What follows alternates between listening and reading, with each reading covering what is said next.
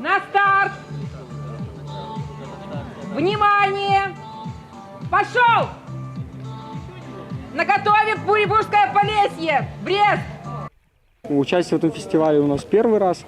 Узнали о нем тоже относительно недавно. Вот, поэтому решили попробовать принять участие. Вообще, как бы для новичков, для тех, кто не постоянно, скажем так, участвует, да, и занимается там, то тяжеловато 33 километра, в первый день проплыть. Почему бы и нет? Я очень легкая на подъем, поэтому с удовольствием согласилась. Ну, конечно, было очень тяжело. И у меня это такой первый такой опыт такого долгого заплыва. Мотальскай рэгаце ўжо 3 гады. У першы дзень спаборніцтва экіпажы байдарак змагаюцца ў хуткасці перамяшчэння і ўменні арыентавацца на складаным маршруце працягласцю 30 кіламетраў ад Спораўскага возера да Моталя. Задача другога дня – прайсці маршрут ад Моталя да вёскі Буса і назад. Больш за 50 кіламетраў за 6 гадзін. Неймаверная нагрузка на ногі, рукі, спіну.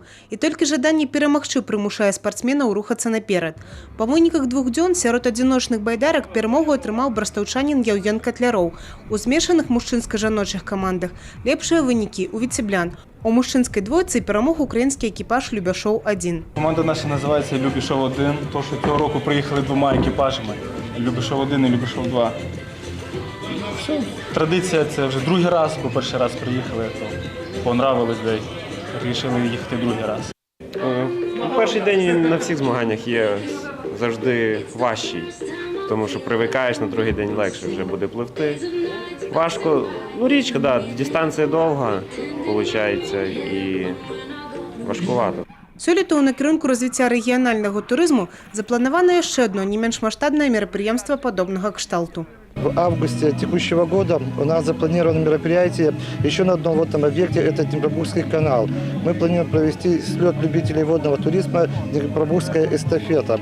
Особенность этого мероприятия будет в том, что команда будет состоять из 3 экипажей, и байдарка будет представлять собой как эстафетная палочка, то есть будут передаваться на шлюзах. И будет 3 этапа. Я думаю, что мероприятие должно быть интересное. Так что можно сказать, что в Ивановском районе уже водный туризм сделал уверенные первые шаги в своего развития. Мария Кобец, Евгения Мороз, Александр Дьяченко, телерадиокомпания «Брест».